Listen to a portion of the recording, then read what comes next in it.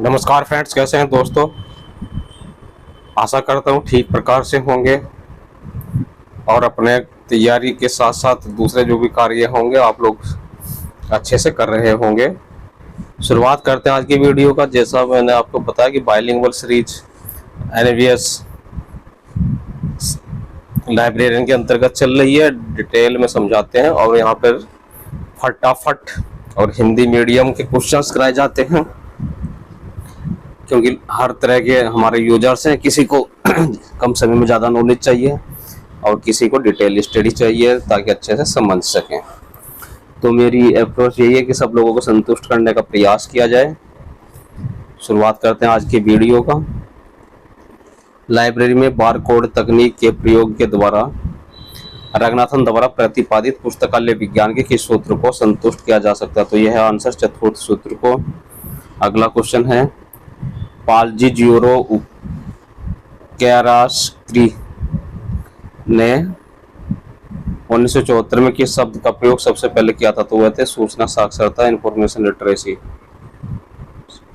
कहीं पर जुरोवस्की भी बोला जाता है दोस्तों, प्रोनाउंसिएशन अलग अलग। 7 pillars of the information literacy model 1999 के प्रकाशक हैं, तो ये स्पोनल है। ऐसी लिपि जो संस्कृत भाषा में लिखी गई थी और जिसमें 400 अक्षर थे, किस युग से संबंधित है। तो वह सिंधु युग से संबंधित है। हमारी बी ऑप्शन ठीक है। फोर्ट विलियम कॉलेज की स्थापना किस वर्ष हुई थी। तो 1800 में उसकी स्थापना हुई थी। भारत में सबसे पहला पुस्तकालय संघ कब बना था। 1914 में। ILA की बात नहीं कर रहा, ILA 1933 है। AAA फैजिस की अध्यक्षता में गठित लाइब्रेरी डेवलपमेंट कमेटी की स्थापना की गई थी। कब स्थापित हुआ था। 1939-40 है इसका आंसर। अगला क्वेश्चन है, सार्वजनिक पुस्तकालयों के विकास हेतु गठित एडवाइजरी कमेटी फॉर लाइब्रेरी 1957 के अध्यक्ष थे KP सिन्हा। ये ऑप्शन ठीक है। ICAR की स्थापना हेतु कौन से USA के विद्वान को भारत बुलाया गया था। तो वो थे हमारे डॉक्टर राल्फ शाह। अगला क्वेश्चन है, हेलिस की स्थापना 1981 में गठित समिति का नाम क्या था। तो संकरण समिति। वर्किंग ग्रुप ऑफ लाइब्रेरीज की स्थापना की शुरुआत की गई थी तृतीय पंचवर्षीय योजना में। पुस्तकालय सेवाओं के आधुनिकीकरण हेतु डॉक्टर N शेषागिरी की अध्यक्षता में कार्यकारी दल की स्थापना की गई थी हमारी 7वीं योजना में।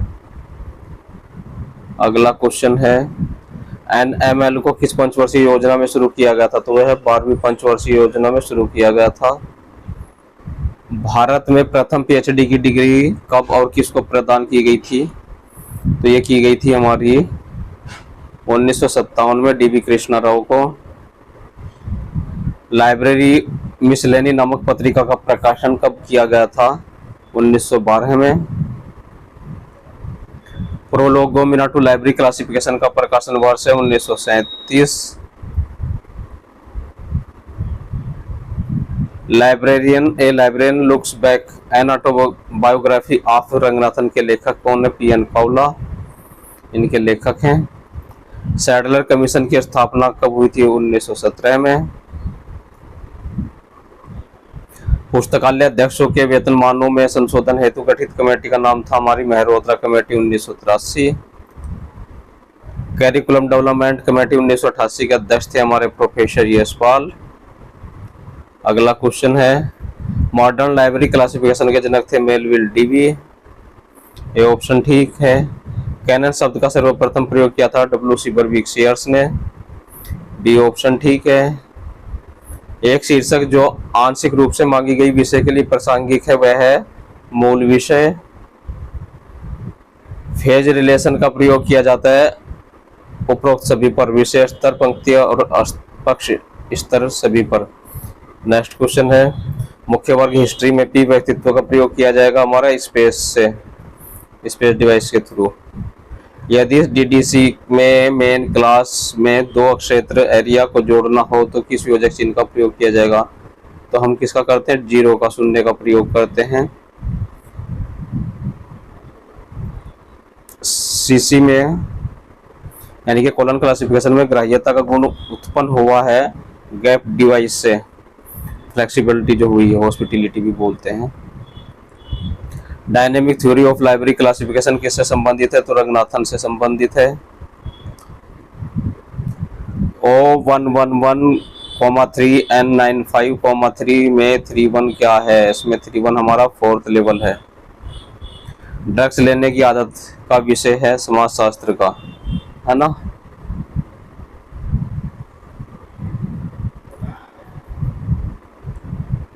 वर्गीकरण करने हेतु कितने चरण हैं? तो 9 स्टेप हैं। कॉलन क्लासिफिकेशन में ओ मेन क्लास में P1 का प्रयोग किया जाता है लैंग्वेज डिवीजन से। A general study to the public and special libraries में कौन सा फेज रिलेशन का प्रयोग है? तो जनरल फेज रिलेशन का प्रयोग है। पंक्ति क्या है? पंक्ति हमारा समकक्ष वर्ग। कॉलन क्लासिफिकेशन में बुक नंबर में फार्मूला या वॉल्यूम नंबर के कितने योजक चिन्ह है? तो डॉट इसके लिए योजक चिन्ह है हमारा। डीडीसी में यदि मुख्य वर्ग के साथ 2 स्टैंडर्ड सब डिवीजन का प्रयोग करना हो तो क्या करेंगे? प्रयोग करना हो तो केवल एक का ही प्रयोग, मानक विभाजन। आंसर डी ठीक है। सी के 7th एडिशन में फेज रिलेशन के लिए योजक चिन्ह कौन सा है? तो कॉलम क्लासिफिकेशन का जो 7th है उसमें हमारा एम्परसेंट है फेज रिलेशन के लिए जो कनेक्टिंग सिंबल है। डीडीसी का प्रथम समरी है तो यह है main class. DDC column classification CC के ऊपर के सिद्धांत का प्रयोग मुख्य वर्ग बॉटनी में किया जाता है, सही है। नीचे से ऊपर का प्रयोग किया जाता है बॉटनी में, क्योंकि सबसे पहले बीज जमेगा, है ना, बोया जाएगा, नीचे जाएगा रूट, फिर इस तरह से बनता ऊपर की तरफ आएगा। सामान्य एकल एसीआई का प्रयोग किया जाता है समय पक्ष से पूर्व, समय पक्ष के बाद, स्थान पक्ष के बाद। आंसर डी उपरोक्त सभी। लेकार्ट या लाइकार्ट का नाम किससे संबंधित है? नेतृत्व शैली, लीडरशिप स्टाइल से संबंधित है।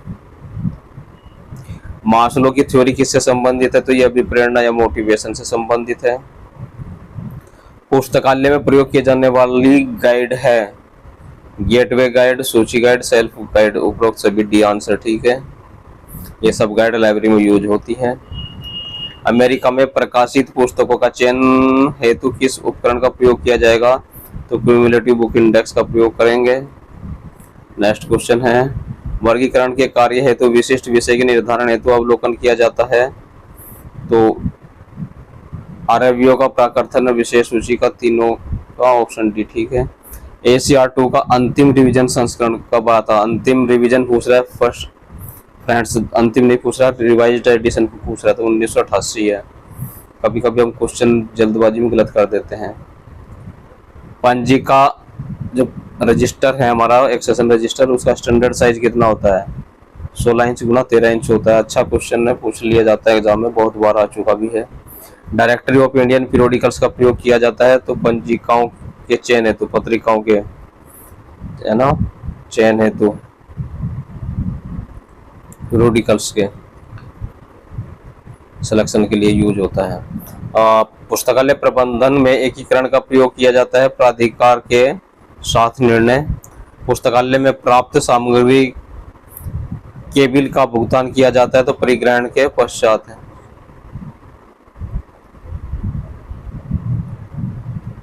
ALA rules for filing catalogue entries का प्रकाशन हुआ था 1942 में। Library of congress rules for the filing entries का प्रकाशन हुआ था 1956 में। मार्क का प्रयोग किसने किया था? तो LC ने, लाइब्रेरी ऑफ कांग्रेस ने। सामयिक प्रकाशनों का भुगतान कब किया जाता है? तो पत्रिकाओं के प्राप्त होने से पहले किया जाता है, जिसको इसलिए उनको हम सब्सक्राइब्ड बोलते हैं। स्मरण पत्र क्या है? तो स्मरण पत्र है हमारी पंजिकाओं प्रदान न होने पर भेजने वाले पत्र।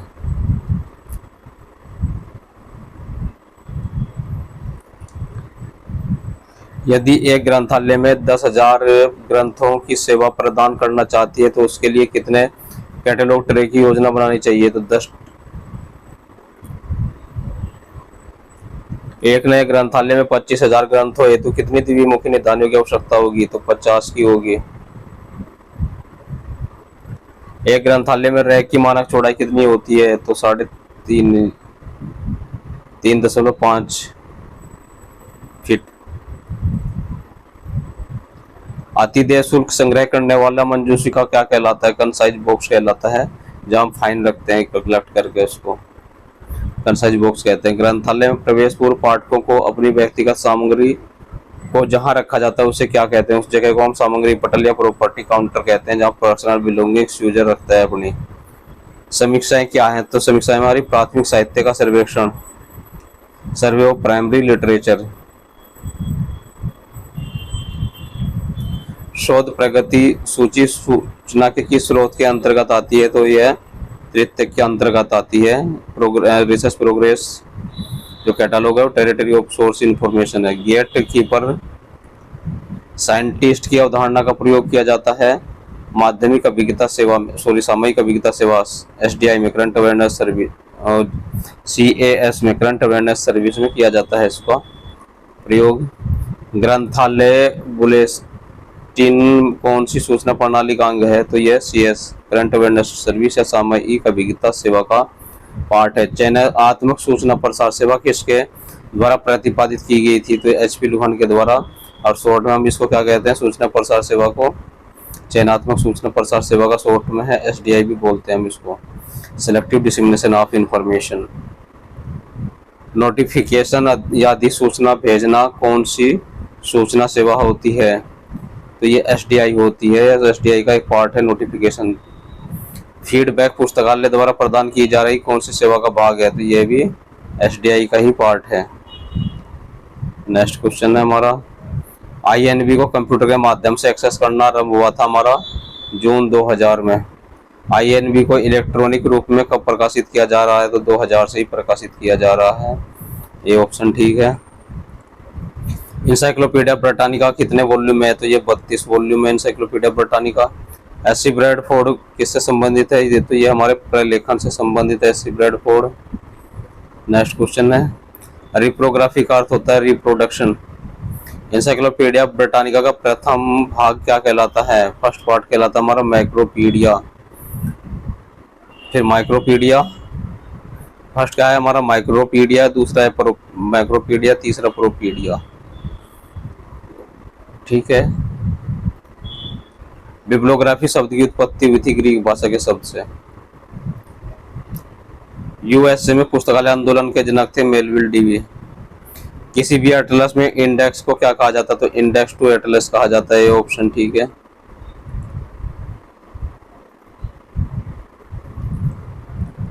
यदि हमें डॉक्टर SR रंगनाथन के जन्म स्थान का पता करना हो तो कौन सा संदर्भ स्रोत का उपयोग किया जाएगा? तो ये किया जाएगा डिक्शनरी ऑफ नेशनल बायोग्राफी। निम्न में से कौन से देश की नेशनल बिब्लियोग्राफी नहीं है? तो यूनाइटेड स्टेट ऑफ अमेरिका की बिब्लियोग्राफी नहीं है। निम्नलिखित में से कौन से देश की नेशनल बायोग्राफी नहीं है? यूनाइटेड स्टेट ऑफ अमेरिका की। नेशनल लाइब्रेरी ऑफ इंडिया में बुक की सूचीकरण हेतु अपनाया जाता है ACR2 बुक्स के कैटलॉगिंग के लिए। ACR2 हम अधिकतर लाइब्रेरी में अपनाते हैं और नेशनल लाइब्रेरी ऑफ इंडिया में भी वही यूज होता है। CAS या SDI का संबंध किससे? तो SDI एक प्रकार की CAS सेवा ही है, वहाँ पे हम करंट सर्विस ही देते हैं। RLIN का पूरा नाम क्या है हमारा? रिसर्च लाइब्रेरी इंटीग्रेटेड नेटवर्क है, RLIN का नाम। बोनेट का नाम क्या है? तो Bombay library network, bonnet. OCLC का संबंध, OCLC का संक्षिप्त रूप है हमारा ऑनलाइन कंप्यूटर लाइब्रेरी सेंटर। जब स्थापना हुई थी तब क्या था? ओहियो कॉलेज लाइब्रेरी सेंटर था। OCLC का पहले नाम क्या था? आ गया answer Ohio college library centre. Infinite शब्द क्या प्रदर्शित करता है? तो ये इंफॉर्मेशन एंड लाइब्रेरी नेटवर्क इसका आंसर है। ISDN का पूरा नाम क्या है? इंटीग्रेटेड सर्विस डिजिटल नेटवर्क है। बीट का क्या अर्थ होता है? तो बीट का अर्थ है बाइनरी डिजिट। बिट भी बोलते हैं। कैपिटल की मात्रा दी है इसने, ब पर छोटी करनी चाहिए, बिट। नेटवर्कों का नेटवर्क किसको कहा जाता है? तो इंटरनेट को नेटवर्कों का नेटवर्क कहा जाता है, ये तो आप लोग जानते होंगे। इंटरनेट का भौगोलिक क्षेत्र क्या है? तो अंतरराष्ट्रीय है। ओपेक का पूरा नाम क्या है? Online public access catalogue. Shortcut keys के उपयोग से पैराग्राफ को सेंटर में करने के लिए क्या प्रेस करते हैं? Ctrl+E का प्रयोग करते हैं। डेलनेट एक संस्था की तरह किस सन में पंजीकृत हुआ था? तो 1992 में। अर्नेट की संरचना किस पर आधारित है? तो अर्नेट की जो संरचना है हमारे OSI मॉडल पर आधारित है। जेनेट का पूरा नाम क्या है? तो इसका ज्वाइंट एकेडमिक नेटवर्क है पूरा नाम। बैकबोन किससे संबंधित है? तो ये साइबर क्राइम से संबंधित है। एक ही समय में दोनों ही दिशाओं में डेटा के प्रवाह को क्या कहा जाता है? तो डुप्लेक्स कहा जाता है। नेक्स्ट क्वेश्चन है, कंप्यूटर के भौतिक बनावट कहलाती है हार्डवेयर। हार्डवेयर क्या होता है? जिसको हम छू के देख सकते हैं, सॉफ्टवेयर को छू नहीं सकते हैं। पहला यांत्रिक कंप्यूटर मार्क 1 किसने बनाया था? पहला यांत्रिक कंप्यूटर तो हार्वर्ड एकिन ने बनाया था। बूटिंग कितने प्रकार की होती है? तो बूटिंग होती है हमारी 2 प्रकार की, एक है कार्ड और दूसरी है वार्म। नेक्स्ट क्वेश्चन है और लास्ट, सामान्यतः रिसाइकल बिन तक डेस्कटॉप में रखने आइकन के जरिए होता है। दोस्तों क्वेश्चन में हो सकता है कोई मिस्टेक भी हो जाती है, तो हम हमेशा की तरह कमेंट सेक्शन में डिस्कस करते हैं। और आप लोग शेयर नहीं करते, शेयर करिए, लाइक करिए। अगर मोटिवेशन में थोड़ा सा विश्वास रखते हैं तो एक मोटिवेशन चैनल शुरू किए हैं होप एक्स्ट्रा डोज, तो उसके 2-4 वीडियो देखे, अच्छी लगे तो सब्सक्राइब कीजिएगा। नमस्कार।